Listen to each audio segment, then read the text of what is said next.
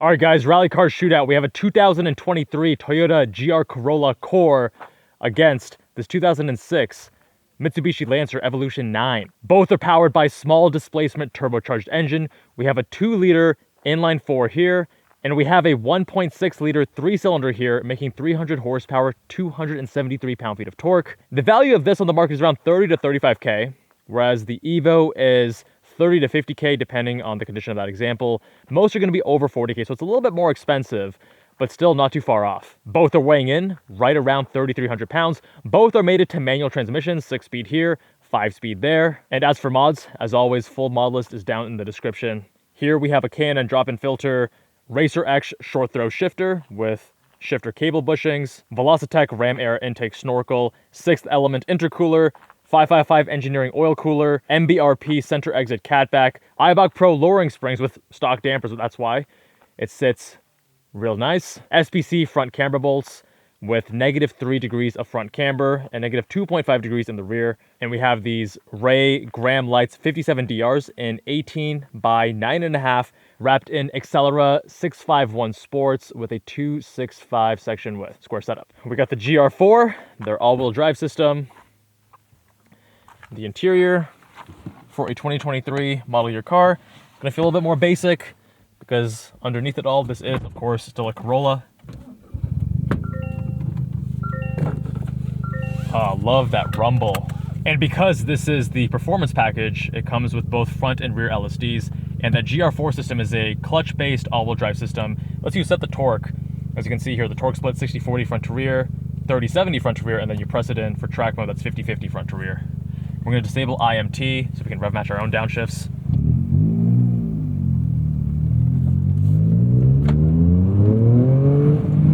Compared to stock, I already can tell you this sounds way better. That was one of the issues I had with the stock examples, which is that they're way too quiet.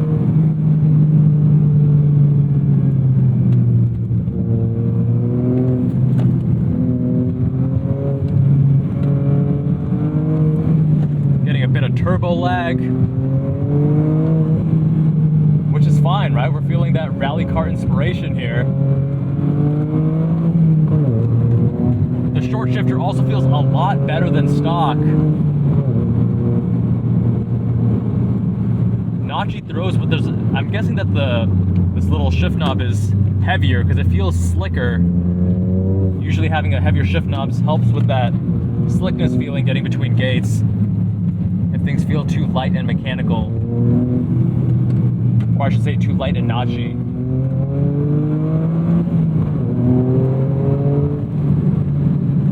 -3 degrees of camber also making the front end quite a bit sharper. Man, you can just chuck this thing around. It is so stable. Remember, that was core to the foundation of the philosophy of the Toyota team, the GR team, when they were making this. They wanted stability more so compared to the GR86 and the Supra, which is why this has the longest wheelbase out of those 3 cars, funny enough. It's also the only 4-door.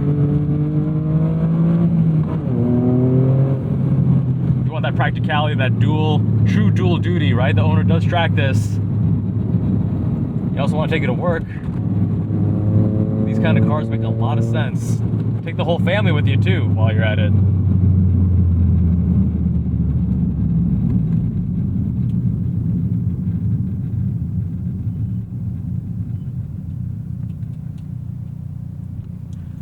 Give you guys a pull.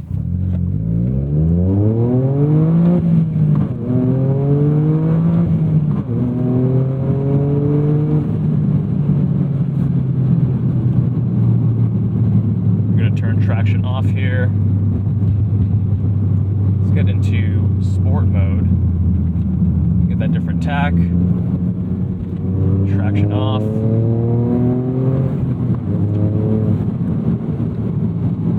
One of the critiques I had of this car was that just a little bit too stable, a little bit too quiet. It didn't excite you enough. But with these modifications, it definitely feels much more alive. Sharper front end, louder engine note. You get more emotionally involved driving this car. Although I will say the lowering springs with the stock dampers, it's pretty hard to find a car that rides quite well with just lowering springs. It's quite a bit stiffer, and I understand why the owner did this for track use, but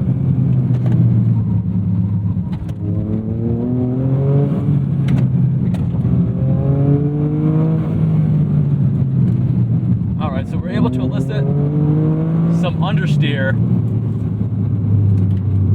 But I had it in 50/50. I wonder if I was in 30/70 if it would have been different. But this car is not really about having power oversteer, you know what I mean? It's really about stability, and it makes sense that it would first give way to understeer before you're gonna have oversteer. You really need to play a lot with the weight balance if you want to get the tail out at all, which we have done in previous videos, by the way. You can see up here.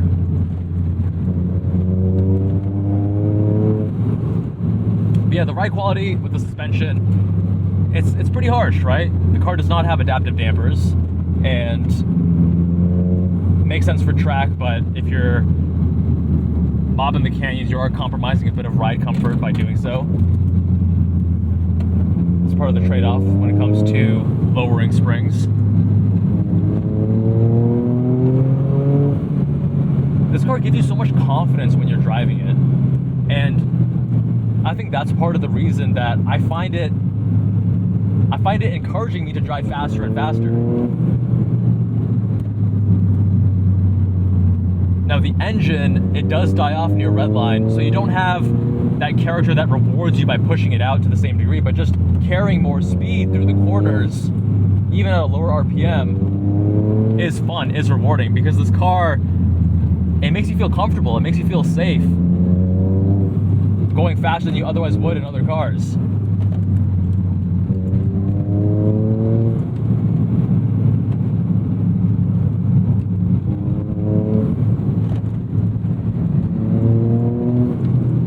I wish the steering had more feedback. We have electric power assist, and even with these mods, you can feel just a little bit. Remember, with the E-Pass, you gotta set that threshold lower to sense what the steering wheel is telling you, but it's not that much. There's good weighting to the wheel, though. I wonder if this is a bit heavier than stock.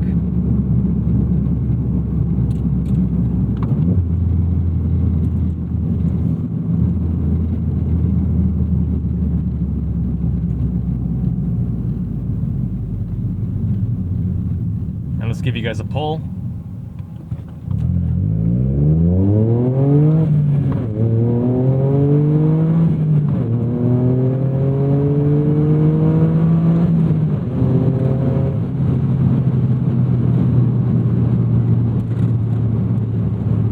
With that power to weight ratio, remember, right around 3,200 pounds, right around 300 horsepower, the car feels pretty well balanced. You're not feeling like the car is slow, but it's also not going to rip your face off. I think it's definitely adequate, especially for this type of vehicle, this more rally-inspired car. I like the mods that the owner, Hernan, has done to this car, because it just feels so much more alive and awake and more fun to drive, frankly, in the canyons. But I am very excited to drive this Evo 9 because I have never driven an Evo until today. Let's find out how it compares. All right, guys, now it's time for the 2006 Mitsubishi Lancer Evolution 9 GSR. And I'm so excited because growing up, when it came to the cool rally cars of my age, of my era, it was the Evo, it was the STI. And today, we got the new, we got the old. How does the nearly 20-year-old Japanese technology compare to the modern? We're powered by a 2-liter inline-4 4G63 engine, making 286 horsepower, 289 pound-feet of torque. That's mated to a 5-speed manual transmission. Both cars, again, weigh around 3,300 pounds. Here we have strut front and multi-link rear, which is the same strut front, multi-link rear as in the GR Corolla. In terms of mods, we have Megan racing coilovers, Stoptech braided brake lines, slotted rotors, and ceramic pads. Brand new installed ceramic pads, but I heard from the owner that we've been having some fade issues, so not sure what's going on there. Wireless CarPlay head unit and interior LED lighting upgrade, which we can't really appreciate during the daylight as much.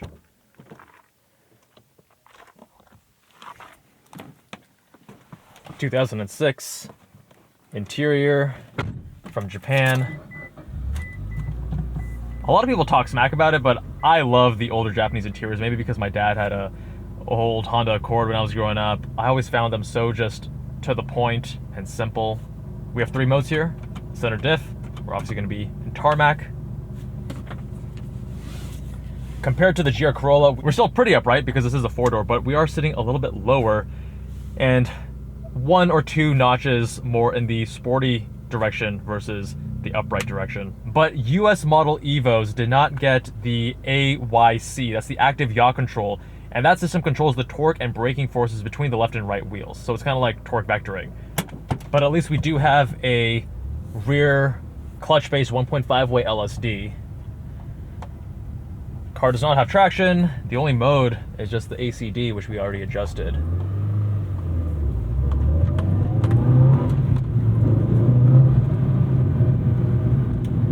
Wow, okay, first impressions.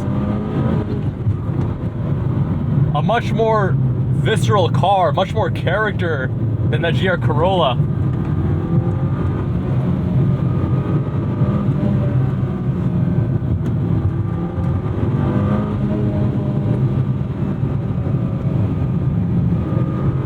Oh, getting some feedback through the wheel as well. This is hydraulic, you have to remember.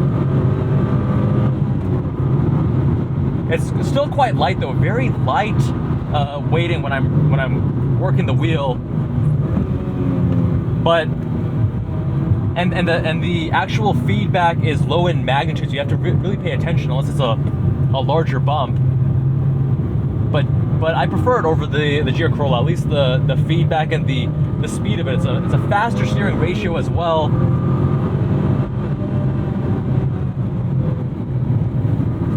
Super short gearing too. This car just eggs you on. I feel like the GR Corolla eggs you on in the way that it's so capable and it's so stable that it's like, hey, push me harder, I can handle more. Whereas this thing is just like, it eggs you on in a different way. It eggs you on because it has these shorter gears. It has this really fast steering ratio. That older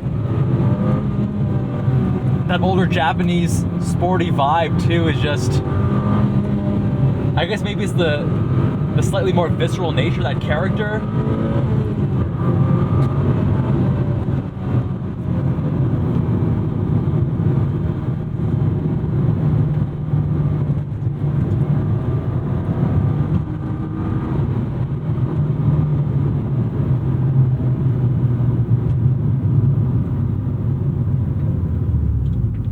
Let's give you guys a pull.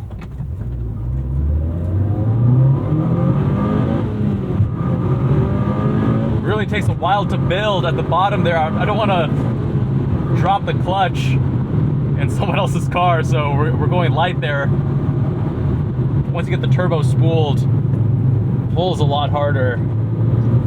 You know, the suspension in this and the GR Corolla, definitely not the strength in either vehicle today. These mega coilovers are pretty harsh. You're not getting good compliance, you're not getting good damping quality.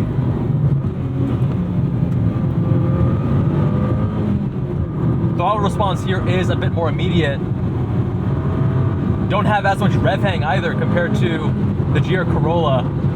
And I love this manual transmission. There's that feeling of older Japanese manual transmissions. They're just so direct. Not S2000s, but you know, some of those older sporty Japanese cars like MR2s, they have this level of notchy directness that's just so satisfying. It's like the car encourages you and helps you get into gear. It wants you to keep shifting.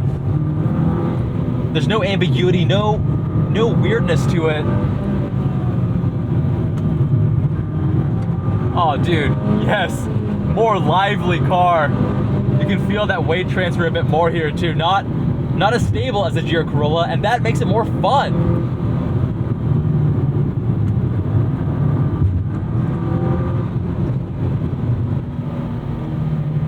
really like this transmission. It has longer throws, and I'm okay with that in a rally car like this. But it just feels, there's like very, very little slop. It's so tight. Getting to each gate, how does it feel so crisp and new? Like older Miatas, MR2s, they all have this really nice, it's a light shifter, it's a light throw, but it's still mechanical and just such a pleasure to use.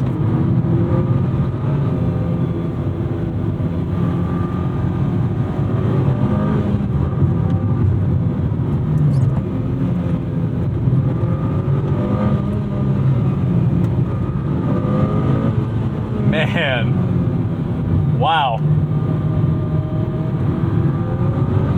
If you think that all-wheel drive can't be fun, think again. This thing's a riot, guys.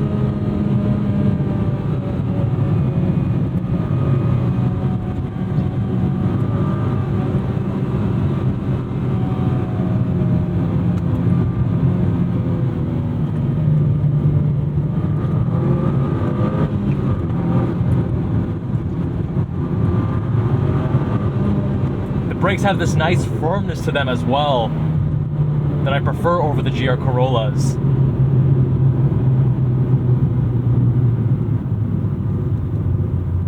There's something just a bit more, I guess, pure, and it doesn't feel like there's as many layers of NVH, insulation, or crud in this car. It just feels like you're more isolated with the experience. Let's give you guys a pull.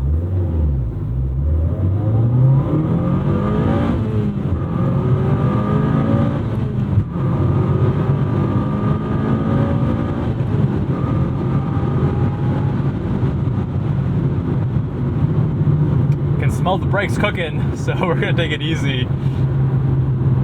Wow, wow, wow. You're paying a little bit more money to go with this. You're not getting the warranty. You're not getting all the bells and whistles of a newer car with your crash avoidance and auto rev match. I mean, who needs a rev match when you're driving stick? Just rev match your own downshifts. Obviously, safety in the GR Corolla, I would trust that much more if I were to get in an accident versus this. But dude, just in terms of the driving experience, this has a certain level of X factor, a certain level of engagement and character that the GR Corolla, even with the modifications, it's better than stock. But even with those modifications, it doesn't match this. This is a completely elevated experience. Great steering, great transmission, playful, eggs you on. What a fucking car, guys. I'm gonna keep this off just because the brakes are cooking. We'll leave it in first gear like that. Man, I'm really impressed. Big thanks to the owners, Dustin and Hernan, for letting us review their Evo and GR Corollas. Big thanks to Fenton's son from the Zygreen YouTube channel for making this review possible. My friends, if you want your car reviewed, visit us on jabalandcars.com, fill out the form on the homepage, and let me know which one would you choose between these two. Much love, my friends, and I'll see you all in that next one.